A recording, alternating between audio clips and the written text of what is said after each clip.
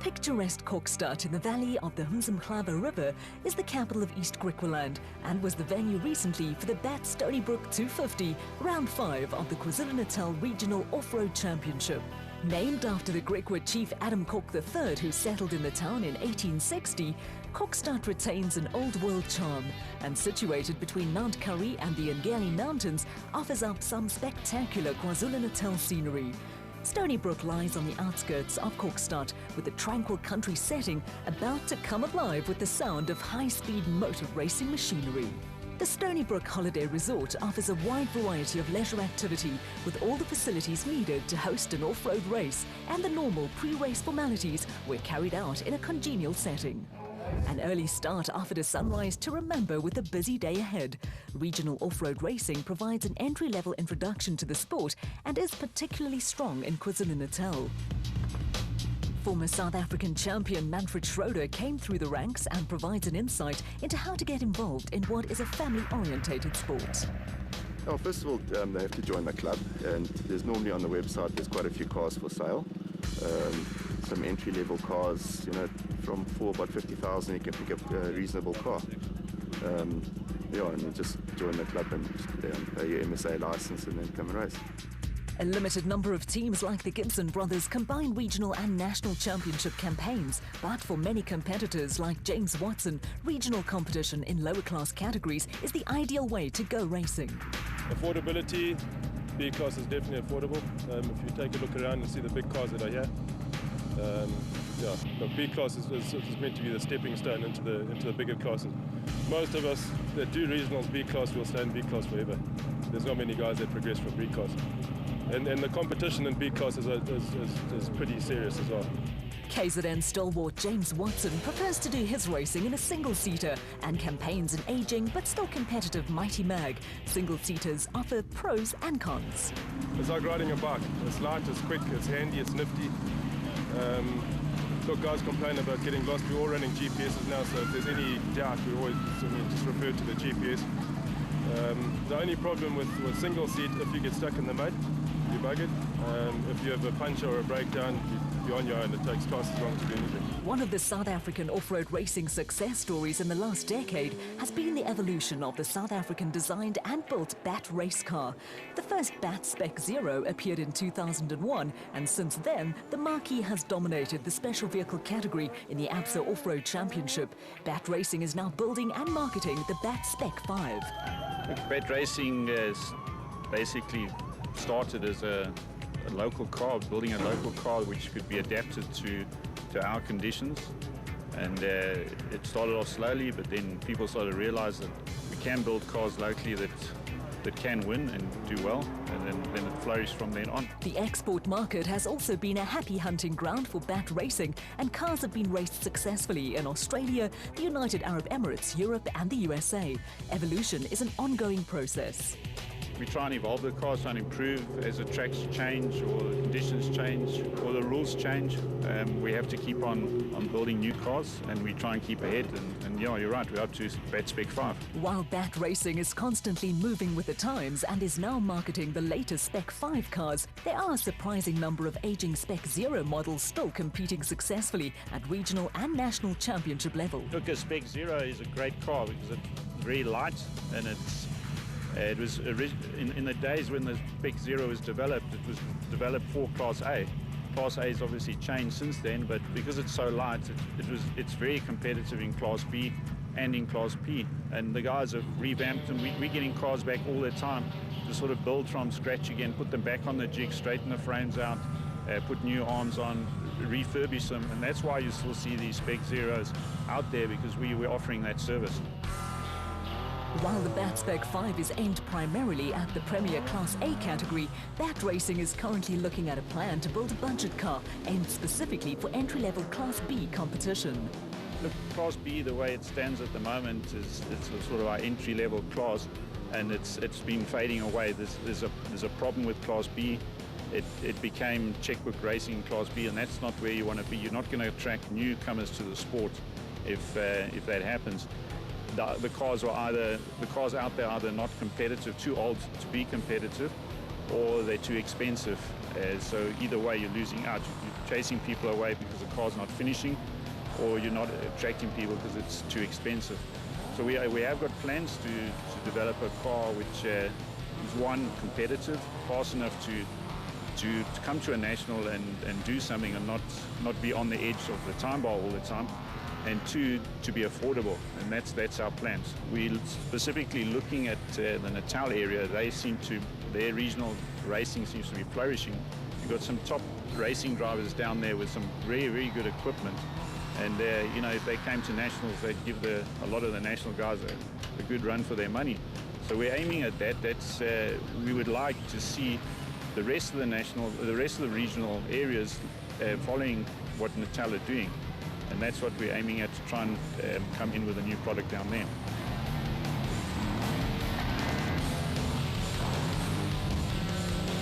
The KwaZulu-Natal Regional Championship has also taken the lead in forming a Black Marshals Association.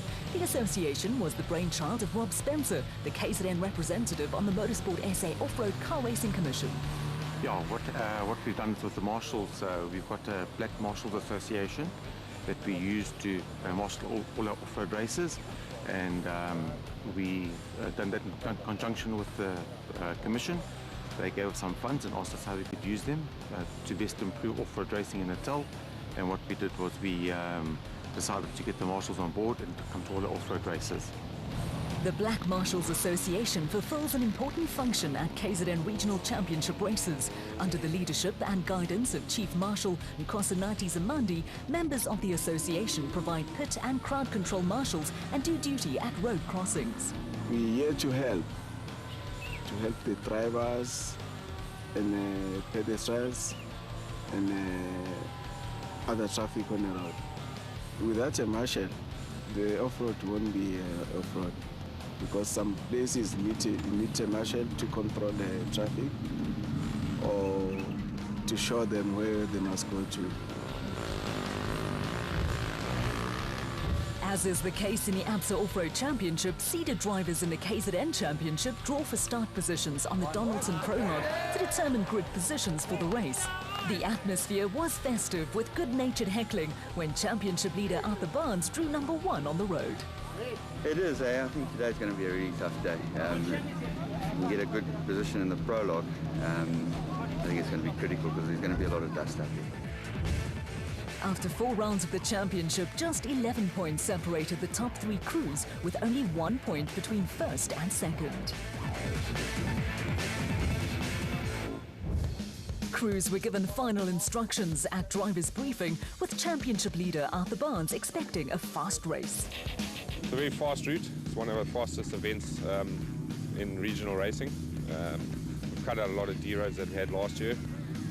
So that's going to slow it down, but it's still very fast and not rough. From race headquarters at the Stoneybrook Resort, competitors made their way to the official start, with Arthur Barnes and Anthony Usher leading the convoy of cars. Cars were stacked in their start order, with the convoy giving early notice that dust was likely to be a problem out on the route. Once underway, Arthur Barnes and Anthony Usher in a bat took full advantage of a clear and dust-free road ahead of them and posted the fastest time on the 20-kilometre prologue. The pair were fresh from a win on the Drag 250 that gave them their slender 1-point championship lead ahead of Zarco pair Reg Sutton and Warren Benneker. With dust likely to be a factor during the race, starting at the front of the field would be a major advantage. No matter how careful you are at wet and muddy sections of the route, special vehicle crews are likely to get wet. It is an occupational hazard. The well-turned-out LT Earthworks bat of Lance Truthui and Carl Wichmann was a solid second behind the Barnes-Usher bat, with the gap between the two cars a slender 18 seconds. Third overall and in Class A were Reg Sutton and Warren Benneker in the Zarco, with the pair 46 seconds behind the leaders and just 3 seconds ahead of the sweet-sounding Gibson Racing Porter of Clint Gibson and Father Rob, with the younger Gibson a regular in the ABSA Off-Road Championship. Former National Rally champion Tony Ball set the early pace in Class B in the Bulwer Park JRE single-seater. The veteran Durban garage owner was coming under severe pressure from Marcus Taylor and Derek Keith in another JRE, this time a twin-seater. Taylor is a former South African off-road champion who now concentrates on regional racing. Taylor and Keith would soon get past Ball, who a little further down the road would lose another place to Manfred Schroeder. The Class P pace was being set by the bat in the hands of Daniel Brooks and Thomas Lawson, who would carve out a 34-second gap over Glenn Gibson and Andrew Hall in an early BAT Spec 1 entry. Racecam footage provides a bird's-eye view of just how hard the front suspension works on an off-road car. Former SA production car champion Manfred Schroeder was having a little fun in the beautiful Mighty Mag and would finish 38 seconds behind Marcus Taylor and Derek Keith in Class B.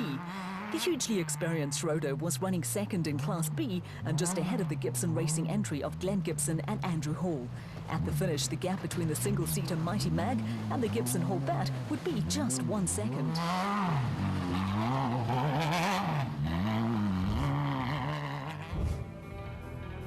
A gently flowing river running through rolling hillsides added a little ambiance to the scene, and at the designated service point, leading crews were happy with their morning's work.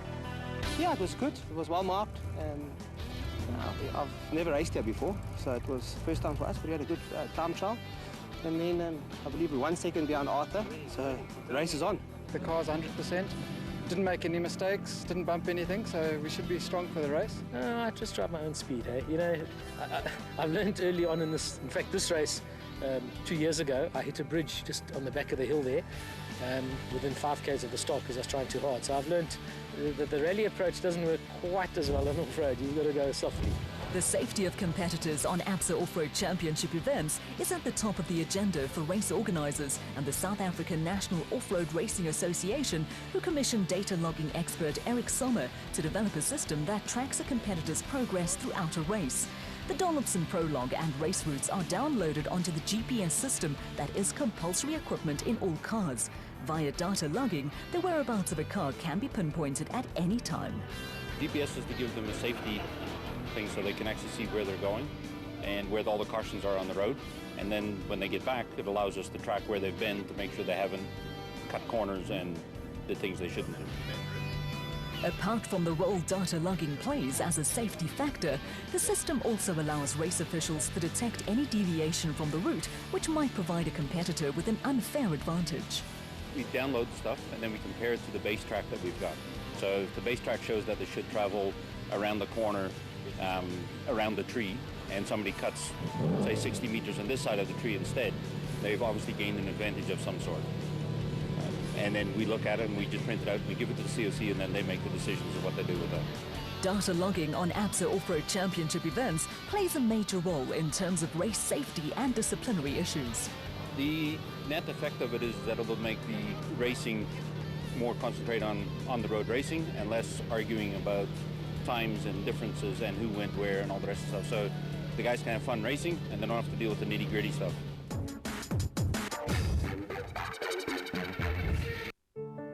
No team in IRB Rugby World Cup history has lifted the William Webb Ellis Cup on 3 occasions. On the 9th of September 2011, the world champions Springboks begin their attempt to make history. The countdown has begun on SuperSport.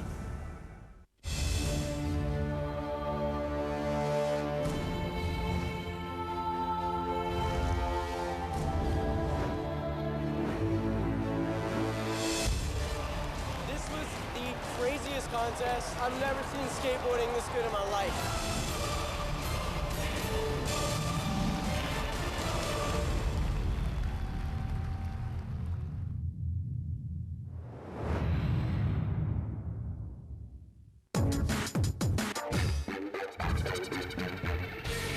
Any youngsters who have an eye on going off-road racing, this is for you. The cricket class is an entry-level category of racing that is unique to the KwaZulu-Natal Off-Road Championship.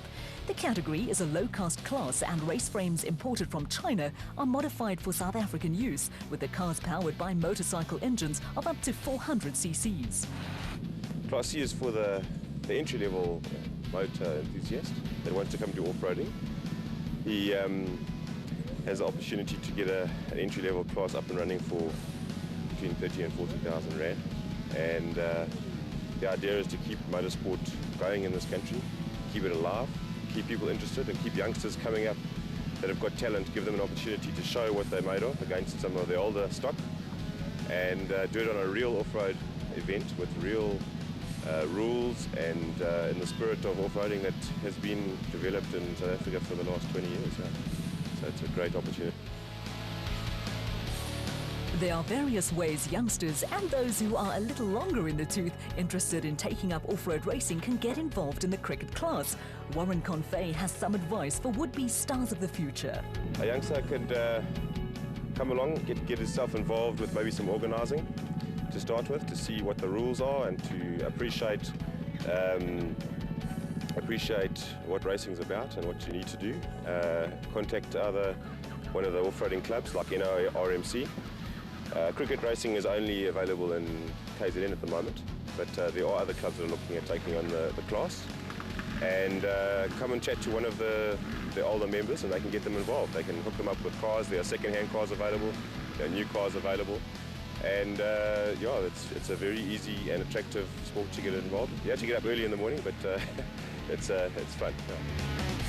The cricket class prologue was won by current championship leader Gareth Woolridge, who is the son of former South African champion Neil Woolridge.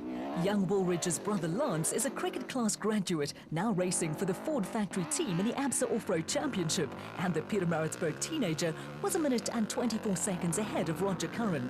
Third and fourth were Warren Confey and Andrew Scott, with 2.5 minutes covering the first 5 cards.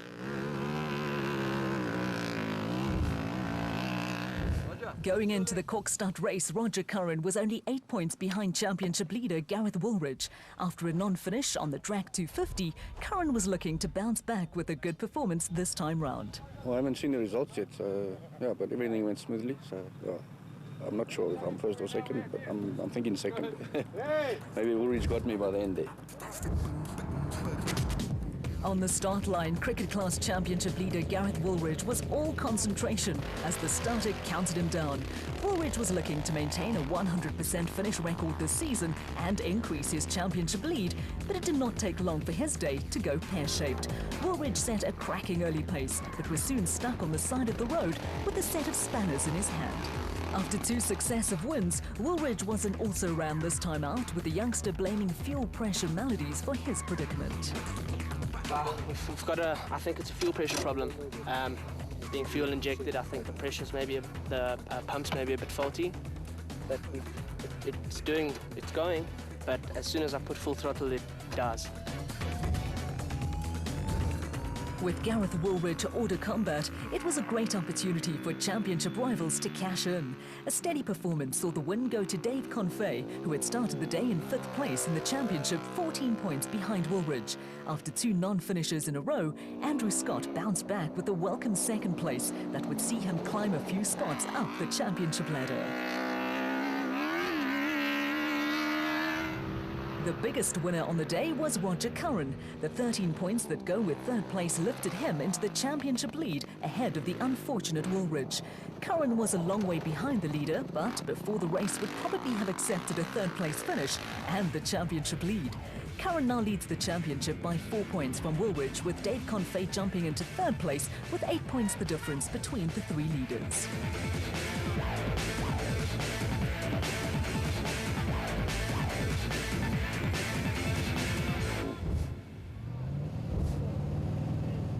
The start of the main race, and with events these days run on real time, championship leaders Arthur Barnes and Anthony Usher would set off with an 18-second advantage earned on the Donaldson prologue. The Barnes-Usher bat was ahead of Lance Trethewey and Carl Wichmann in the LT Earthmovers bat, and also in the equation were Ford racing pair Lance Woolridge and Ward Huxtable, who were using the race as a shakedown for the Team Ford Ranger National Championship entry. They were not eligible to score points and immediately moved out of the way of Trethewey and Wichmann, who were lying in 4th place in the championship and in desperate need of a win.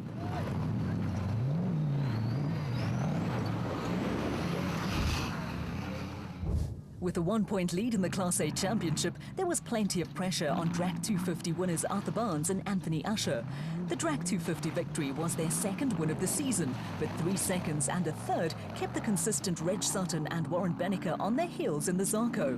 With the race made up of 3 loops, Barnes and Usher needed to increase their early advantage, and with a clear road ahead of them, they held most of the top cards. After a promising start to proceedings, the day suddenly got worse for Arthur Barnes and Anthony Usher. They were forced to pull off the track with a puncture that was to cost them around 5 minutes and leave them a mountain to climb over the rest of the race. With Barnes and Usher temporarily out of action, Lance Trethewey and Carl Wegman moved into a lead they were never to relinquish. Behind the LT Earthmovers but there was plenty of early action, with the Zarko of Reg Sutton and Warren Benneker being hounded by the Gibson Racing Porter of Clint Gibson and Father Rob.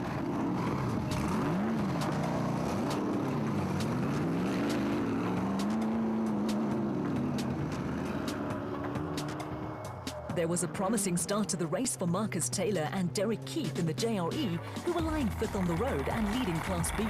The pair started out with a 38-second lead over the experienced Manfred Schroeder in the Mighty Mag, with the JRE running ahead of the bat of Class P leaders Daniel Brooks and Thomas Lawson.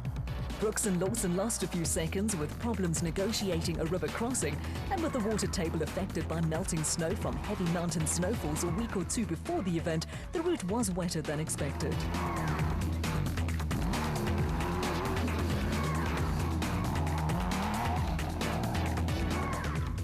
It had also turned into a bad day for the father and son pair of Gavin and Darren Gray in an early Spec 0 bat. A damaged rear suspension put paid to their race and moved Glenn Gibson and Andrew Hall up a place on the road. Gibson and Hall were second in Class P and trailed the leaders by nearly 2.5 minutes. Behind Gibson and Hall, the Mighty Mag of Manfred Schroeder led a train of Class B cars. Chasing after Schroeder was the Bulwer Park JRE of Tony Ball, who had made up some ground. Hot on Ball's heels was the elderly Sandmaster in the hands of Graham Peterson, and right behind him was the Mighty Mag of James Watson, who had also made up ground. Running at the back of the little Class B train was Gary Campbell, who normally sits alongside Clint Gibson in another Sandmaster from days gone by.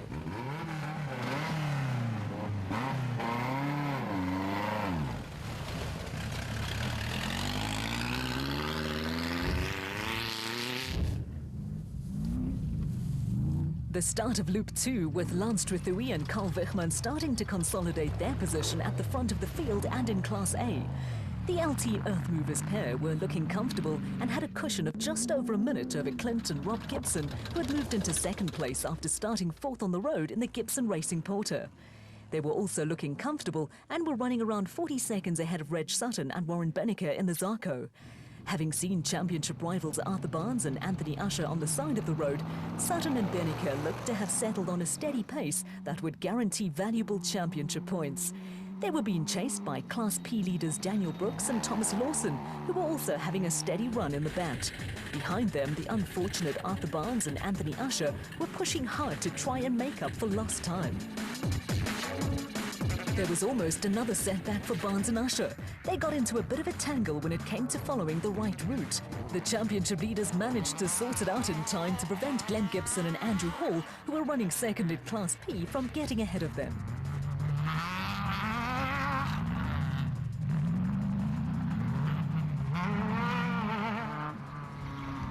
A little further back, there had been an upheaval in Class B, with a rampant James Watson now leading the category in the Mighty Mag. Watson started 6th in class, but had carved his way through the field and now led former rally star Tony Ball in the single-seater JRE by nearly 2 minutes. Ball was running ahead of another crew who had enjoyed a successful charge through the field. Brian Cullitz and Frans de Wit had rapidly moved up the Class P pecking order and were chasing after Glenn Gibson and Andrew Hall. Behind them, John and Don Thompson, who are not related, had also moved into contention in Class B in the Staffix Bomber.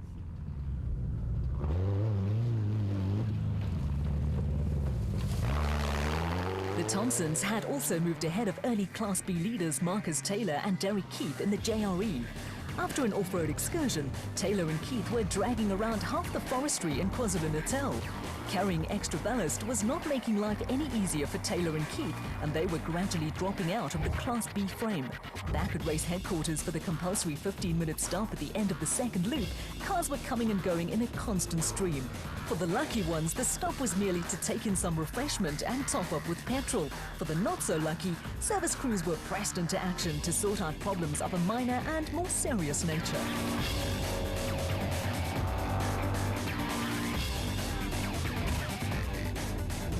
The final loop of an off-road race invariably provides for a sting in the tail, but for race and Class A leaders Lance Trethui and Carl Wegman, there were to be no late dramas. The LT Earthworks bat were sounding healthy, and the pair were busy building up a lead of 4.5 minutes over the Zarco of the steady Reg Sutton and Warren Benneker. Behind them, Arthur Barnes and Anthony Usher were given a belated boost when a penalty for an infringement of the rules dropped Clint and Rob Gibson from 2nd to 4th overall and in Class A. It was a major blow for the Gibsons, who had run a solid 2nd for most of the race. There were also no dramas for Class P leaders Daniel Brooks and Thomas Lawson, who had put together a workmanlike performance that also saw them into 5th place overall. Behind the bat, there was more Class B drama, with Tony Ball now leading the class to pick up his first win of the season after 2 successive non-finishes. Chasing after Ball were Mark Sarua and Kevin Teron, who were now 2nd in Class P after a terrific performance. A warm fire off the beaten track, a few cold beverages and some entertaining off-road racing makes for a pleasant way to spend a Saturday afternoon. It certainly beats working, and Graham Peterson was also enjoying himself after a solid run took him into 2nd place in the topsy-turvy Class B standings. Gary Campbell and the Sandmaster took the final podium placing in Class B after passing James Watson, who had gradually dropped back down the order in the Mighty Mag after leading the category earlier in the race. A late mishap also ruined the day for Rob Spencer and Ralph Francis, who rounded out the top 5 in Class B. In the end, a comfortable win for Lance Trethui and Carl Wegman, with Trethui highly satisfied with his day's work. That was good. No, it was very good. And marking was good. My navigator was excellent. We never made one mistake. The driver went to sleep on the 2nd lap, so we put the hammer down on the 3rd lap. And yeah, Clint was there all day today, so we had to make sure we got our act together. But it was a good race. Well marked, and yeah, I enjoyed it. Class P honours went to Daniel Brooks and Thomas Lawson, with Tony Ball taking Class B.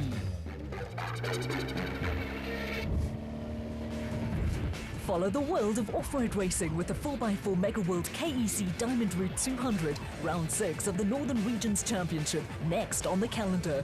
Follow the action on Supersport 2.